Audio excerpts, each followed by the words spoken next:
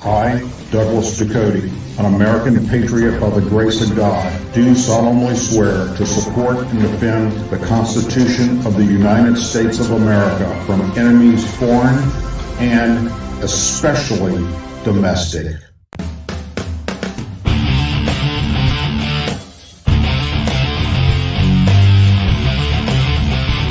I, Douglas Ducote, an American patriot by the grace of God, do solemnly swear to support and defend the Constitution of the United States of America from enemies foreign and especially domestic.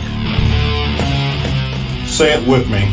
I pledge allegiance to the flag of the United States of America and to the republic for which it stands, one nation, under God, indivisible, with liberty and justice for all.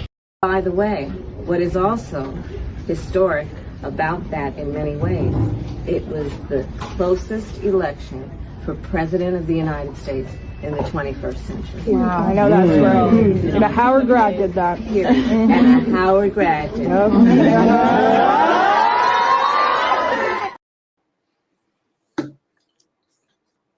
How is it possible for someone to continue to lie over and over and over again like the Democrats do? Whether it's Kamala Harris, who thank God is not the president of the United States, or Hankam Jeffries, Cory Booker, Adam Schiff, AOC, Ilhan Omar, Chuck Schumer, Rashida Tlaib, they just can't help themselves. Is it the Hunter Biden crack that they're smoking?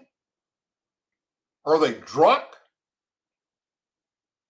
You just heard Kamala Harris on her book tour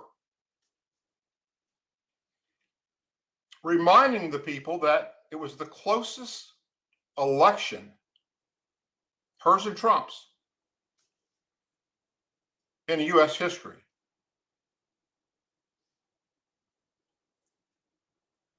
The Democrats lost the Electoral College, the popular vote, every single swing state, the House, the Senate, and 1600 Pennsylvania Avenue. It was the biggest landslide in American history. Who in the hell is she talking to? Well, the people that show up to buy her book, because they're clueless. They're idiots. They're absolutely what's wrong with this country, because they don't do their homework. They just believe in a rhetoric that's coming out of people's mouth like that. The lies. She knows they're not going to fact check her. They love her. Same thing that's happened in Washington, D.C. They know they're not going to get fact checked. Their base is too stupid to fact check them. Anyhow. You had any places you can be tonight. You chose to be here with me, and for that, I'm forever grateful. Thank you very much. Welcome to the Douglas Ducote Show. If you're new here, please subscribe to the channel, whether you're watching us live on the YouTube channel, the Rumble channel, X channel. Like, subscribe, share it with your family and friends, and also check out DouglasDucote.com whenever you get an opportunity. Let's dive right into tonight's show, and we'll start off by talking about a far-left Howard University professor who's called for white allies of the leftist political cause to mirror a pre-Civil War era belligerent mass murderer who was eventually hanged for his crimes. This woman's name is Stacey Patton. She's a professor of journalism in Washington, D.C., private school. In a recent blog post titled "John Brown Didn't Ask Enslaved People How to Be a Good White Ally," She discouraged white liberals from asking her how to be a better ally to minorities and encouraged them instead to emulate Brown. Brown was a militant slave abolitionist during the pre-Civil War Bleeding Kansas period. In 1856, he orchestrated the Potomac Massacre. He followed abolitionists, dragged 5 Kansas settlers, at least 3 of whom were pro-slave sympathizers, out of their homes and executed them. In October of 1859, Brown led 21-man raid on a federal armory in Harper's Ferry, part of Virginia at the time. His goal was to start a slave uprising. A few slaves joined the fight. A local militia confronted Brown and his men and fought back. 4 townspeople, included freed slave Hayward Shepherd, were caught in the crossfire and killed in the skirmish. After 10 of his men were killed, Brown was captured. He was later tried for treason and eventually hanged. So when white allies ask, what can I do? Here's the answer. Be like John Brown. Ask yourself, what am I willing to burn so somebody can breathe? Patton wrote, Brown didn't need a syllabus, a think piece, or a guidebook on allyship. He didn't need affirmation from black folks. He was one of the good ones, she wrote. He saw the horror of what it was and decided that ending this racist fuckery mattered more than being understood. She explained in a piece that trying to guide white people to their allyship is exhausting as hell. Even the well-intentioned versions drag you back into the same cycle of having to translate pain into circumcision or curriculum as circumcision. I think they just made up a new word. It's a paradox of white goodness.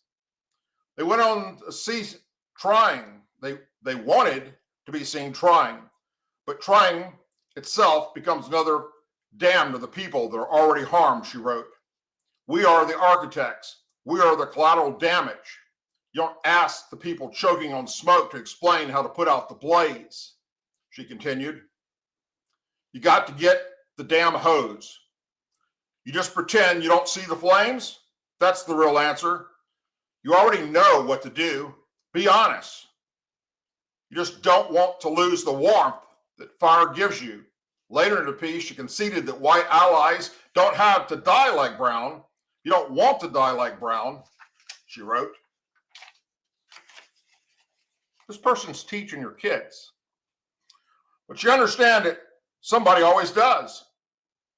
Brown's name has recently been invoked during a national discord on left-wing extremist, Benjamin Song. A longtime Antifa agitator was recently charged with 3 counts of attempted murder on federal agents, in addition to 3 counts of discharging a firearm stemming from an ambush-style shooting at an ICE facility. A dozen others were charged in the plot.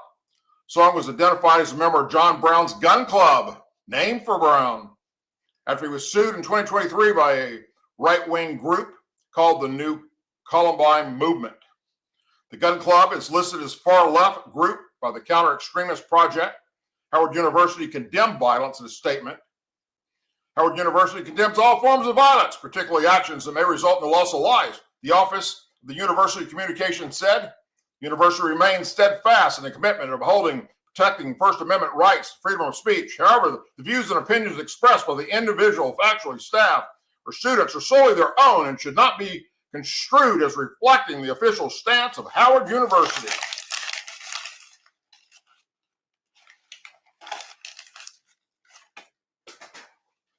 Are you kidding me? And we wonder how our kids are becoming radicalized into thinking that white people, MAGA, Trump, the administration, conservatives, Republicans, are racist, bigots, fascists, Nazis, Hitler-like. It's because people like her that are telling that to our youth.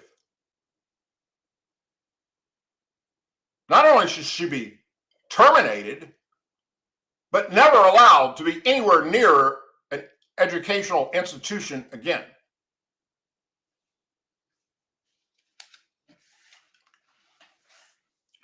Now, I don't know if y'all saw this. Well, I'm sure you did. You saw pieces of this.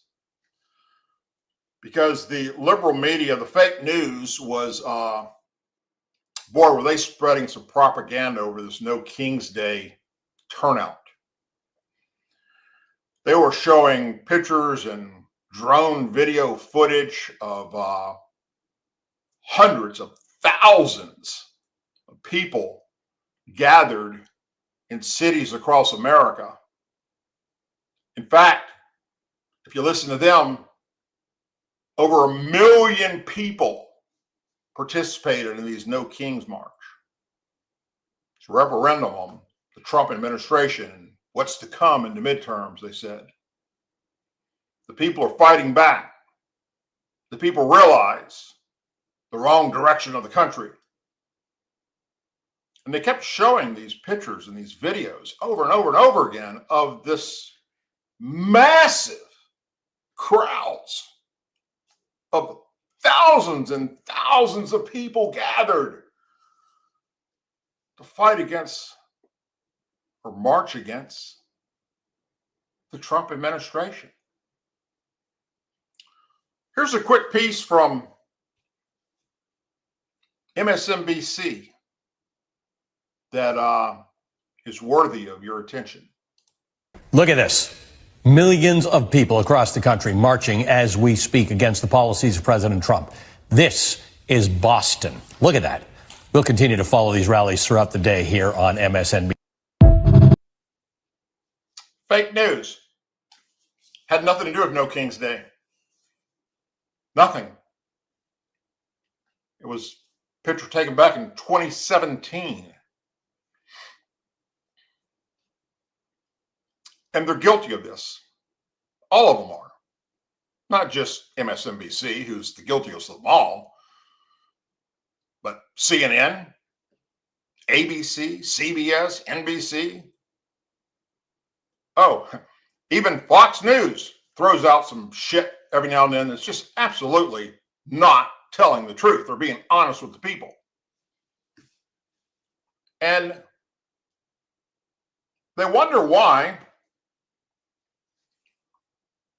more and more people are turning off their programs and turning over to people like myself and other podcasters. They're willing to do their homework, look at both sides of the story, see how both people are talking about it, left, the right, weed through that mess, fact check it, determine who's telling the truth and who's lying, and then, and only then, come here and tell you about it. There's so many stories that I want to talk about, and I don't, because I can't get to the heart of it. It's that weaved into bullshit from both sides that you can't figure it out. Literally. You know, there'll be a story out there that you see on Fox, you see on CNN, you see on MSNBC, and it's so ingrained and twisted in their own ideology that I can't figure it the hell out. Using Google, using ChatGPT, just can't do it. So I rely on sources of people that I trust, that I served in law enforcement with, or in the military with, or other journalists that I trust, you know, that have actually interviewed people that are involved, you know, to piece all this stuff together and then come out and bring it to you. But we have a serious problem with journalism in this country. Very serious problem. It is starting to show really, really fast. I do believe in a very short period of time that we will see MSNBC finally just implode and go away, which would be a good thing. Okay. Democrats block a Republican-led attempt to provide essential government workers with paychecks aimed at ongoing 23-day shutdown, calling the bill overly selective and incomplete. The bill proposed by Senators Ron Johnson and Todd Young failed in a 54-45 vote, where 60 votes were needed to advance the bill over the threat of the filibuster by the Democrats. Only 3 Democrats, John Fetterman, Raphael Warnock, and John Ossoff, voted with Republicans. In addition to compensating federal employees and military personnel during the current shutdown, the bill would also extend relief to future instances where funding bills aren't in effect. For fiscal year 2026 and any fiscal year thereafter, there are appropriate such sums are necessary to provide standard rates of pay, allowances, pay differences, benefits, and other payments on a regular basis to expected employees, the bill reads.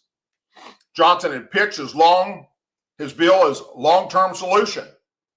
I just hope on a nonpartisan basis we do something that makes sense around here for once, Johnson said ahead of the bill's consideration. With Democrats continuing the Schumer shutdown, they should at least agree to pay the federal employees that are forced to continue working. And I could not agree more about the Schumer shutdown. The 2025 Shutdown Fairness Act is a permanent fix that will ensure workers and our troops are paid during a shutdown. Other Republicans blasted Democrats for voting against the bill. It means that Democrats don't care. Senator John Cornyn said, "We know this is going to end sometime. The question is when. I guess it will depend on how much change the Democrats want to create, how much carnage the Democrats want to create, how much chaos the Democrats want to create. To me, they're in a box of crayons and they can't figure out how to get out. Essential federal employees have been asked to continue working since the government entered a shutdown on October 1st. And lawmakers failed to pass spending legislation to begin the 2026 fiscal year. Republicans have advanced a short-term spending expansion that would open the government through November 21st. Democrats have repeatedly rejected that proposal, though demanding that Congress first consider an expansion to expiring COVID-19 era supplemental funding for Obamacare health insurance subsidies. Republicans, who maintain that the health insurance subsidies are unrelated to the government's short-term funding needs, have rejected these demands out of hand. Democrats in the Senate have voted 12 times now to defeat the bill. Shutdown looks posed to continue with no resolution in sight, prompting lawmakers to worry about key areas that are fleeing the shutdown effects more accurately. The Johnson-Young supplemental package was the most recent attempt to prove a limited basis for relieving some of the pain. Ahead of today's vote, Republicans in the House of Representatives appeared to open to consider the Johnson-Young bill. House Speaker Mike Johnson told Republican lawmakers during a only call Tuesday that his chamber would be prepared to act if the bill passed the Senate. Johnson has repeatedly said he would give lawmakers 48 hours notice to return to Washington, D.C. Any votes, but has largely signaled he will keep the House out of session until Senate Democrats pass the GOP funding bill, period. End of story. Johnson also said on the call he was skeptical the bill would get through the Senate Democrat support to pass. If they oppose the Ron Johnson bill in the Senate, it will absolutely be clear that they are simply using the military and air traffic control and law enforcement and all these personnel as pawns for their political efforts, which is, oh, by the way, 100% true. But other lawmakers had hesitation about partially reopening the government, offering relief to some workers and not others. That was the concern of Senator Richard Blumenthal ahead of today's vote. I have concerns about picking and choosing among the federal workers, he said. I'm fine to support it. I think we need to pay our military, but I want to define and limit it in a way that provides pay to essential workers who serve our public safety and our national defense, Blumenthal said. Also voted against the measure. Democrats in the House of Representatives signaled similar lines of opposition to the idea behind the Johnson-Young bill. It's not legislation that I support because it appears to be more like a political ploy to pick and choose, giving Donald Trump's direction over which employees should be compensated and which employees should not be compensated. All employees should be compensated, and we will then reopen the government. House Minority Leader Hankum Jeffries told reporters on Monday. Senate Democrats also defended other pieces of legislation that would open portions of the government. Last week, Democrats in the Senate voted against a 2026 defense spending bill, one of the 12-year-long bills normally used to fund the government. Aside from the Johnson-Young bill, the Senate will not consider other pieces of spending legislation today.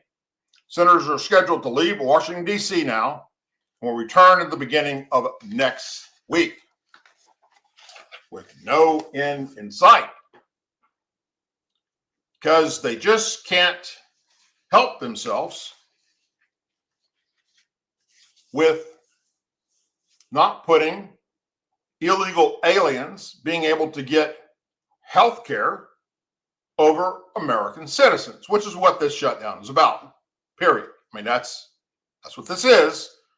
This is this whole thing that, you know, if this extension of the Obamacare plan doesn't get passed, you know, when Trump came into office and reversed all that bullshit because it was allowing fraud, waste, and abuse, and it was allowing illegals to get our health care. Democrats talked about, well, it's gonna, you know, Republicans want to increase health care on everybody. They want health care to go up. Republicans they want to see people pay more for health care. You guys put this shit in your bill. Republicans didn't put together Obamacare, y'all did. And in it, you put that, oh, it would expire. And you pushed it down the road to another administration to either extend it or do away with it. And you didn't care. Remember Nancy Pelosi saying, oh, we got to pass the bill to know what it says? But now you know what it says. And we figured it out and realized how fucked up it was. You know, Senator Cruz warned you of this when you were passing it. He told you, he was a senator then, what was going to happen. Don't believe me? Here, let's listen to him in his own words.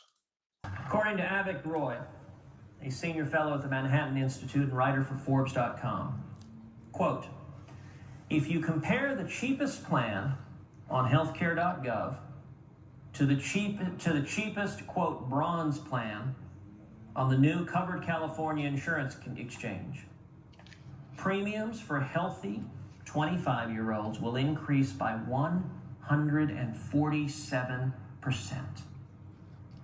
A median of $183 on the exchange versus $74 today. And premiums for healthy 40-year-olds will increase by 149%. A median of $234 on the exchange versus $94 today. And because California bars insurers from charging different rates based on gender, and so do Colorado, Maine, Massachusetts, Minnesota, Montana, New Hampshire, New Jersey, New York, Oregon, and Washington. The war on young people's premiums will fare just as poorly for women in California and many other states. Despite Obamacare subsidies, many Americans will still be paying higher premiums in 2014 as a result of Obamacare. Even with the government subsidy, they're going to be paying higher premiums. For example, Americans earning as little as $25,000 will still pay more, even including the subsidies. You were told what you were doing then, and you dismissed it. You knew he was right. You just didn't care what was going to happen years down the road in 2025. Because you figured you'd still be in power, or you wouldn't be in power. And if you weren't in power, you'd blame it on the people that are in power. And if you were in power, you would extend it. You gambled on the American people that were relying on you to give them health care. And put it out as this wonderful bill that nothing about it was right. If you like your plan, you can keep your plan. If you like your doctor, you can keep your doctor. Prices won't go up.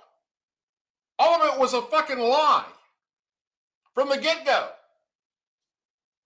And the base bought it. The rest of us didn't. Cruz warned what was going to happen. Why would you do that? Why would you put something in your bill that's going to allow what's happening right now? But the biggest part of this is the way that the Biden-Harris administration came along and added into this illegal aliens that they didn't consider illegal because they got here, we let them back out, or they're on a visa to get on our healthcare system and overwhelm it, especially in places like Los Angeles or anywhere along the border. Then, of course, the Democrats try and say that that's not true. The Republicans are making all that up. Well, I've showed you over and over again that it's true. It's factual. It's not only they're allowing them to get health care, they're allowing them to get fucking driver's license, for crying out loud. I mean, in the past 6 months, we've had 4 separate illegal aliens that had commercial truck driver's license given to them by these liberal Democrat states that aren't supposed to have a driver's license, that have been arrested for running and killing people with their trucks. I mean, they've committed a major shit show here.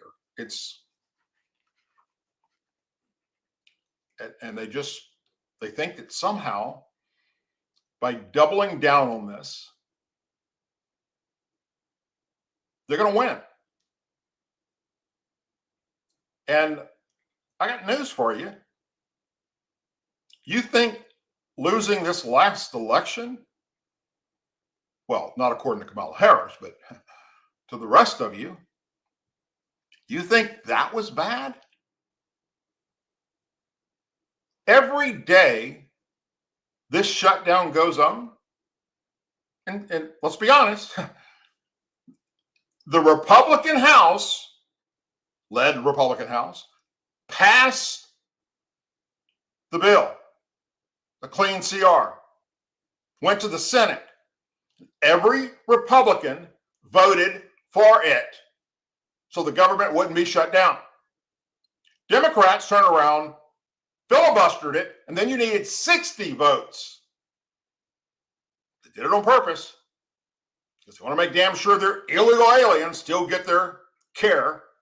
And they try and say, that Republicans want to raise everybody's health care on Obamacare for something they put in the bill when they passed it to start with, that we had no control over at that time. Refused to admit that illegals are getting these free benefits. Every day this continues. You're no longer digging a hole with a kitchen spoon. You went to a shovel. Now you're using a fucking backhoe. And the hole you're digging, you're never going to climb out of. You are completely and utterly destroying your chances of ever being back in control of anything again in this country, which, as far as I'm concerned, is a damn good thing. I unditched the Democrat Party a long time ago, and I will never, ever fucking go back there. It is now the party of socialism, communism, far left, liberal, crazy ideology. It's been hijacked. It's been overrun. It does not align with the values and morals and beliefs of everyday American citizens. A Los Angeles high school history teacher, there we go again, talking about our teachers saying stupid shit and trying to warp the minds of our youth. In this case, he's basically trying to get the illegal aliens of Los Angeles to take up guns against ICE and start killing them.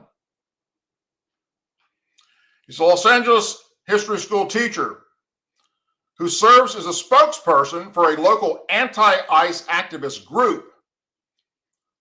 And he welcomed armed resistance against immigration authorities after federal agents and an illegal immigrant were shot hours earlier. Ron Goetsch, a teacher at Dr. Maya Angeral Community High School and a spokesperson for Union Del Brillo, spoke during a news conference on Tuesday criticizing U.S. Immigrations and Customs ICE agents. And threw in there, don't forget where you're standing. This is South Central Los Angeles, he said. They, ICE, are not the only ones with guns in this city, and don't you forget it.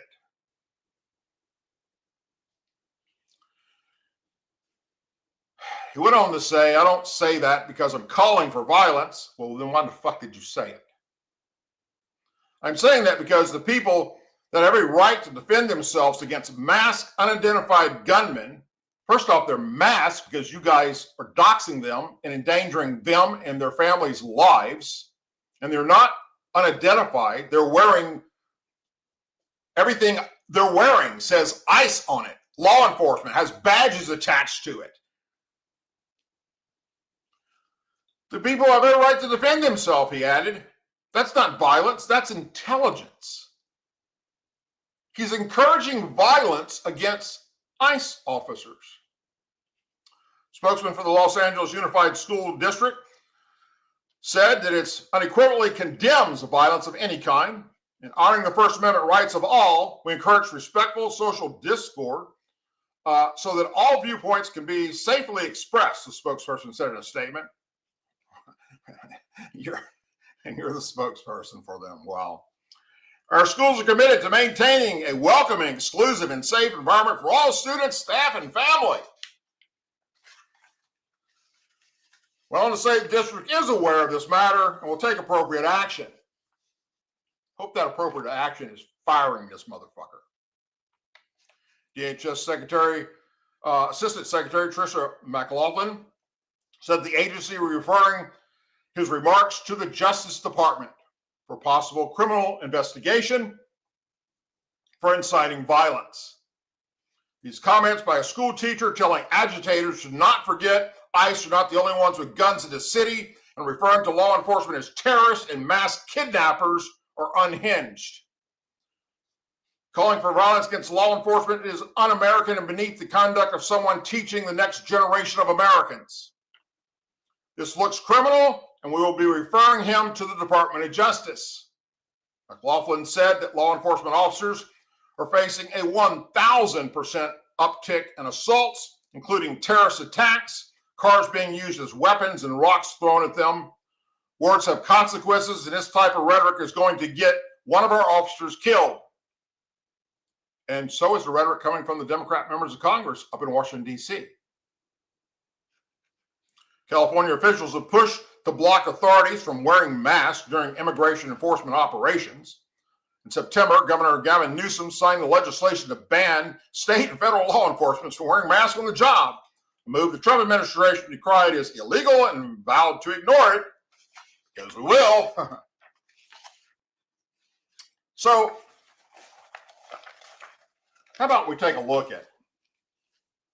Because I don't want you to just take my word for it. I want you to not only hear what this teacher said, but I want you to see him. I want you to know who this stupid motherfucker is. That the attack that happened today is yet another escalation and the repression and the brutal violence being used against our community. It's not enough for them to just kidnap our people. Now we are seeing on multiple occasions, as Hamid said, that they are shooting us with live rounds. They're shooting our people with live rounds. This type of violence is the type of violence that we denounce, and it's the type of violence that will only create more violence. Don't forget where you're standing. This is South Central Los Angeles. They are not the only ones with guns in this city.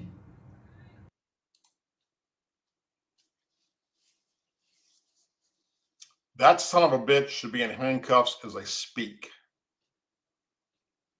This process of referring to the Department of Justice, any law enforcement officer in America, especially in Los Angeles, has the authority to go put him in handcuffs right now and take him to jail for inciting violence against law enforcement officers.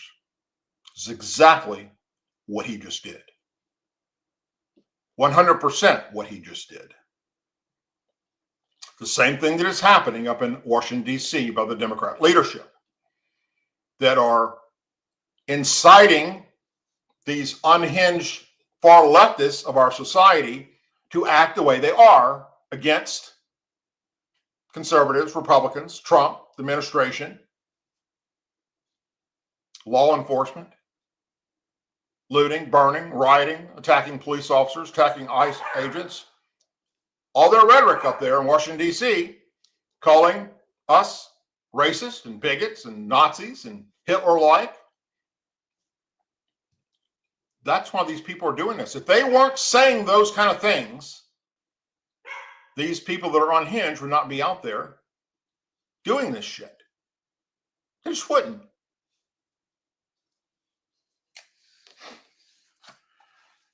Democrats who are responsible for this current government shutdown, as we've went over many times, are under fire now, even more so, as food stamp funds are about to run dry. This will be affecting approximately 42 million Americans. So placing illegals over American citizens is pretty damn dumb. They just don't seem to give a fuck.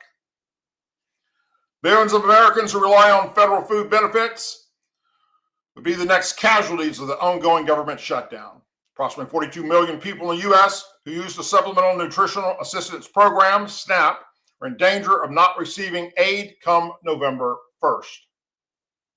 When the program's funds are expected to run dry, the U.S. Department of Agriculture, the USDA, warned state agencies in a memo that went out today. More than 24 states have alerted residents to possible lapse in funding. Virginia Governor Glenn Youngkin declared a state of emergency over SNAP benefits today. It requires about $8 billion each month to fund the SNAP benefits nationwide.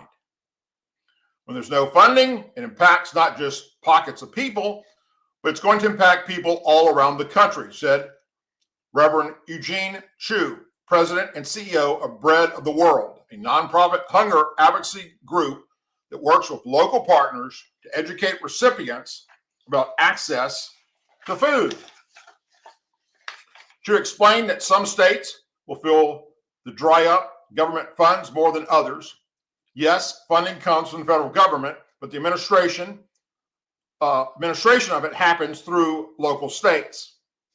And so when it comes to SNAP, states are on a little bit of a different rhythm in terms of how they're conveying the reduction or the elimination of SNAP benefits. It's playing out a little bit differently from state to state. The longer the shutdown goes on, the less funding also becomes available for women, infants, and children. The WIC Nutrition Program, which helps nearly 7 million vulnerable pregnant women and children under the age of 5. But the Democrats don't care up in Washington, D.C., that are responsible for the government getting shut down because illegal aliens can't get benefits. It could pose a political headache for Democrats who have registered or resisted against Republicans to federally fund the plan over a month. demanding significant concessions on health care in exchange for their support.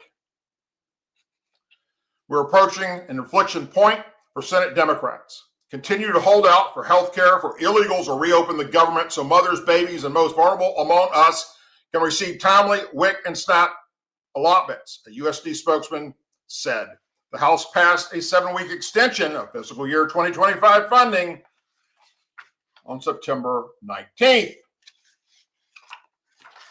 The measure, a continued resolution, is aimed at giving lawmakers more time to strike a longer deal term for fiscal year 2026. But as we talked about, the Senate, where several more Democrats are needed to break the filibuster that have been voted for, has progressed to stalling it.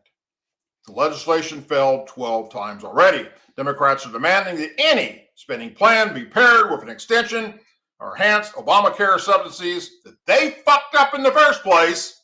They're set to expire at the end of 2025. They've also called for Republicans to repeal the Medicaid cuts made by the Big One Beautiful Bill Act earlier this year. That plan, by the way, wasn't to kick needy Americans off of anything. It was to get those off of it that are abusing the system that aren't supposed to be on it in the first place. They're illegally taking the benefits, and to get rid of illegal aliens off of the plans. Millions of American families are about to lose access to food and assistance because Democrats are openly admitted to being afraid of their far left base and refuse to reopen the government. House Agriculture Committee Chair Glenn Thompson said. Thompson's panel has justification over SNAP in the House. We need to reopen the government so we can put Americans first by making sure families can get food on the table and our farmers are supported. Democrats could also be faced with potential quagmire, having previously railed against Republicans' move on the SNAP work requirements. It's now being blaming the right for federal food benefits drying up. It has nothing to do with the right. They did this. Trump administration does have some power to move existing funding around to help cover shortages during the shutdown. The Republican move research and development funding at the Pentagon to cover active duty military paychecks on October 15 and allotted some $300 million from tariff revenue for the WIC earlier this month. But any such fix would be temporary, as the two adjustments have been. When reached for comment about the administration's SNAP warning, top Democrats of the House Agriculture Committee said that the USDA needs to tap into the government's emergency SNAP reserves. It's time the administration do right by seniors, children, and veterans and utilize the SNAP continuously fund to ensure benefits can be provided in November. Ranking member Representative Angie Craig, Democrat in Minnesota, said, the SNAP contingency fund currently has some $5 billion. Not enough for an entire month's worth of service. House Minority Leader Hankum Jeffries, Democrat in New York, told reporters Thursday that he believed the White House would tap into the funding. As has been the case in prior government shutdowns, the money can be found by the administration if they choose to do so. In fact, there's about $5 billion available. The funding in emergency circumstances just like this, Jeffries said. But the administration refuses to agree to use it. Why? Because they want to starve the American people as part of the continued effort to visit cruelty on every one of the Americans. You could not make these lies up if you fucking had a gun pointed to your head. It's insane that the leadership in the Democrat Party in Washington, D.C. continue to spread lie after lie after lie. Reopen the damn government, you fucking morons. Get off your fucking dead ass and do your fucking job. You were sent to Washington, D.C. to fucking help the American people. Instead, you're putting illegal aliens over the American people like you've done all along in everything you fucking do. And you're digging this hole so goddamn big, you're never going to dig out of it, and you can't fucking see that. It's insane. This is the definition of insanity, when you continue to just fucking go down the exact same policy that fails every single time, thinking that somehow this time it's gonna magically fucking work. Did it work in the last election? No. You lost in a massive landslide. One would think you'd wake up and realize this doesn't work.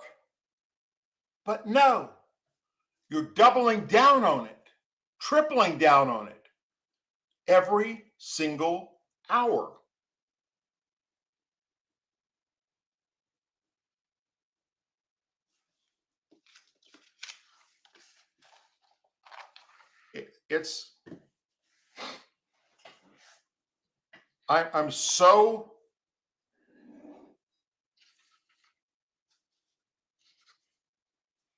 I'm angry with myself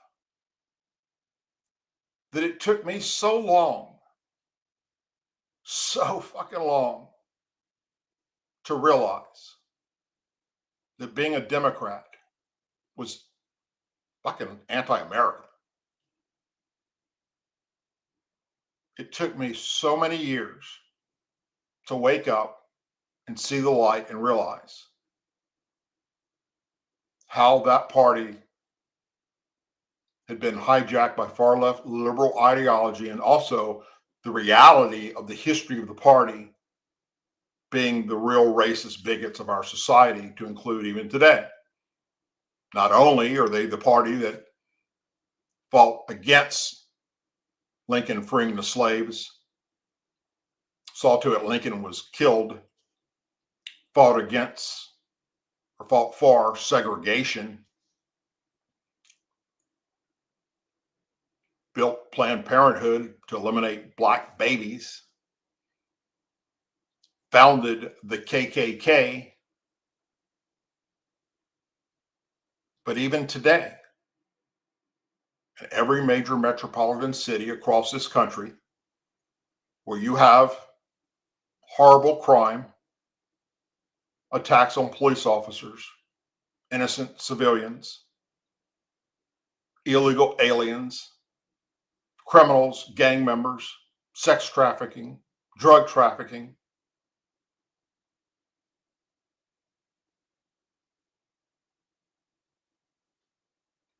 who runs them? Who runs those cities? Where all the black on black crime is, where black youth are gunning each other down in the streets. It's a fucking epidemic. Who's running the cities where all this is taking place? There sure is not fucking red cities with Republican mayors. They're Democrats. So nothing's changed. Didn't the No King's Day protest? When's the last time you saw that many white people gather to go out and protest in the streets like this? All supporting the Democrat Party. Well, I can tell you when it happened, because I used to be a Democrat.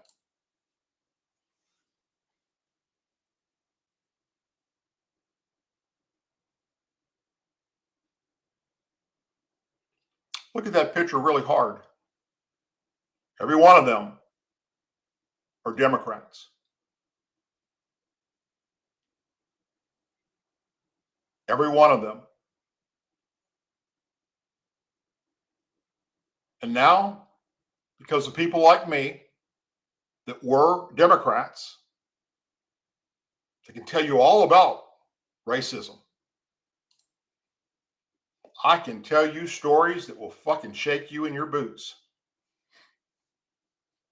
of growing up in the Deep South. I may look young, but I'm 63. I was one of 10 white people that were bused into an all-black junior high school to test out the theory if it could be done. That's correct. I think this is probably the first time I've ever shared that on this podcast. We're sent to Valley Park Junior High School in Baton Rouge, Louisiana.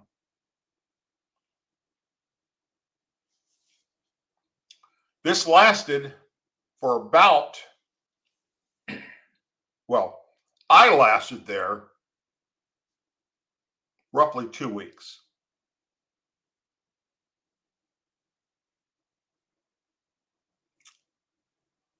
I think longer than the rest of them.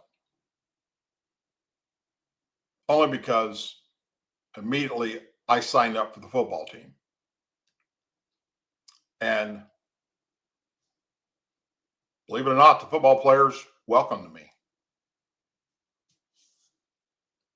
And they helped protect me from those that were beating the shit out of us, cornering us in the bathrooms and literally just pounding, beating us over and over and over again, taking our fucking wallets, our lunch money, fucking taking black girls, taking the white girls and fucking holding them down in the fucking hallways and cutting their fucking hair off. It was horrible. Horrible. And then I went to high school, Robert E. Lee High School. And you knew when something was going to happen, even if you weren't paying attention to your surroundings. When come lunchtime, you showed up in the cafeteria. Instead of the metal tray, you had a plastic tray or a cardboard tray. You no longer had normal silverware, you had plastic spoons. You no longer had glass cups, you had plastic cups or styrofoam cups. That was an indication that the staff of the school knew that tensions were rising. And sure enough, shit would kick off. And it'd be an all-out race war right there on the fucking school grounds, with the Baton Rouge PD coming in full force, trying to break it up. And a lot of people got injured, to include even some innocent black people, because there was only a few. By the time I got to high school at Robert E. Lee High School, because we were typically overwhelmingly an all-white school, there were only a few black agitators that were in that group. So sadly, there were some innocent black people that got the shit beat out of them by cops, to include one of our coaches for the football team that was just trying to break up the fighting. Got a billy club upside the fucking head. This shit doesn't work. It's not meant for any civilized society. I grew up in that shit. I grew up in the deep south of Louisiana. I grew up a Democrat, staunch Democrat. All my family were Democrats. The governor of the state, Democrat governor, was my cousin.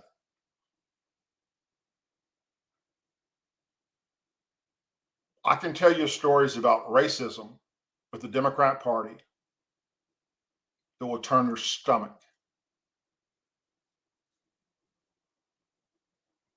And, you know, I was just sharing in a text message earlier today with a buddy of mine, a guy I've known since I was a kid, that also grew up here in the South,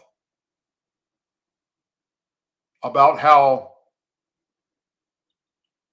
you know, when we were younger, we were really misguided because of the actions of just a very small few black people. We viewed all black people as the problem, when in reality, the black elders at that time, they weren't the problem at all. They were the ones trying to raise their family and put food on their table. didn't want any problems. Them and their grandfathers and grandparents had already seen the horrors of real true racism and real true bigotry and real true slavery. They were from people, they knew people that were actually slaves in their family. And now today, it's become, well, it's become horrible. Now you have the black family no longer together. You have black youth that grow up without a father figure, that end up committing crimes and going out and doing horrible things to people. And today's society looks at that and they're starting to paint a picture of, once again, that it's black people that are the problem. And it's not. It's the black youth that are the problem. And whether it's because they grew up without a father figure, or, I mean, that's what I think a lot of it has to do with, because I even look at the white communities that are poor in the South and single mother families. You know, daddy gets 5, 6 women pregnant and fucking runs off doing crack, ends up in jail, prison. Same thing happens in these communities, in the black communities today. And it's so sad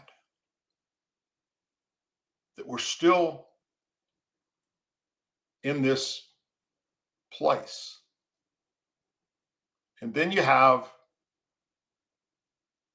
members of the Democrat Party that are in Congress that are trying to paint a picture that white people are the devil. They paint us no different than they painted us during the slavery days. That'd be Jasmine Crockett, or Alihan Omar, who says the worst problem in America, the biggest threat to America, is white men. Well, if they woke up and they actually realized what was happening and who's committing all the crimes, the smallest population is committing the most violent crimes, but they don't want to do that. They just want to double down on their stupidity. And I hope the day will come. I do believe the day will come that people like them will no longer be in any way, shape, or form in power in our country, because there's no place for that. If you can't see America for what it is and actually address where the problems are and help be a part of the solution and fix it, then you have no place to be in our government. Get the fuck out. Go work at Taco Bell. Go dig a ditch. Go help Schumer and Hankum Jeffries with their fucking ditch digging, because they're digging a fucking deep one. They could use your help.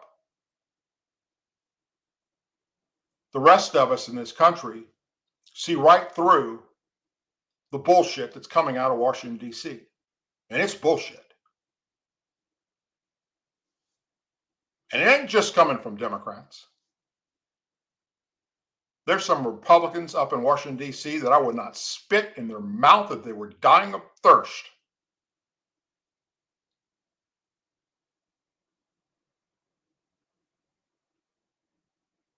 If we send you to Washington, D.C. to work for we the people, and you're a fuck up, you need to be removed. And you should be expected to be called out on it, especially when you're a liar. There's not much I hate worse than somebody that can stare into a camera and a microphone and lie, knowing damn good and fucking well that the real evidence is out there if anybody cares to see it. But instead, they double down on stupid. You have many places you could be tonight. You chose to be here with me, and for that, I'm forever grateful. I thank you very, very much. Again, whether you're watching us live on the YouTube channel, the Rumble channel, or X, please like, subscribe. We've gained on just our YouTube channel. Now we've gained over 2,000 new subscribers in just the past few weeks. That is excellent news. We have a lot of that is to you guys that share this, and I thank you. Really, I appreciate the hell out of it. And so many people continue to tune in and continue to support what we do. We also are on Facebook. We have a Facebook page. If you're on Facebook, go there, like the page. I don't post stuff there as often as I would like to, or as often as I should. I do on my personal Facebook page, more so than I should. If you ask my wife, she'll tell you it's more so than I should. She thinks I should be putting out more, I don't know, kitten videos on my Facebook page, and she's right. she's right. I should. But anyhow, also check out DouglasDucote.com, our website. You can learn a lot more stuff about me, the things I do, about my history, tons of pictures of my service to this country, and traveling around the country, supporting conservative and Republican values. And also you can see videos that you can't see anywhere else because they'd be banned anywhere else. Thank you, folks. Thank you to the moderators who do such a wonderful job trying to keep everything in sync for us so that we continue to build this platform. And whatever you're doing this weekend, please be safe.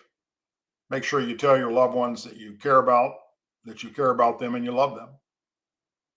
Because we are only here for a minute of time. And before you know it, we're gone. Two things in life. Two things. Only two things. Are you guaranteed? You can't stay here. And to leave, you have to die. And that's every single living thing on planet Earth. To be replaced by another group. And the revolution just continues. Before you know it, people will be looking back at our generation like we look back at the generations of those from the 20s and 30s, or the Egyptians who thought they would be here forever. We're not. We're like particles in the wind. So make the best of what you can each and every day, and make damn sure that those that you care about know how you feel, and vice versa. Because there's nothing worse than losing somebody that you love, but you don't think that when they left, they knew that, and vice versa. So that's my parting message tonight. And the more that people realize that, and the more we do that, the better we can become as human beings. If anything breaks between now and next Tuesday, I'll either do a video about it or a live program about it. Until then, have a safe and wonderful weekend coming up. Hope you have a great time. Remember, there are many people out there still in America that are waiting to do harm to me and you because the Obama-Harris administration and the Biden-Harris administration allowed them to come over our border in massive droves, and we don't know who the hell's here. Trying to weed that out now. As always, please say a prayer for our men and women serving the United States military, our veterans, our law enforcement officers, our first responders and their families, our angel families, our blue and gold star families, and our country. May God bless the United States of America. May God bless each and every one of you. And if you saw the post I put out last night, if you saw the post I put out last night on the community section of me eating biscuits, if you haven't, go check that out. It's kind of funny. My wife's coming back tonight. I'll be able to eat again.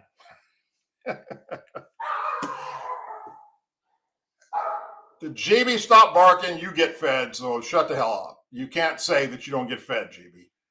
I know how to feed my dogs. I just don't know how to feed myself. Take care, everybody. God bless you, and I'll see you next week.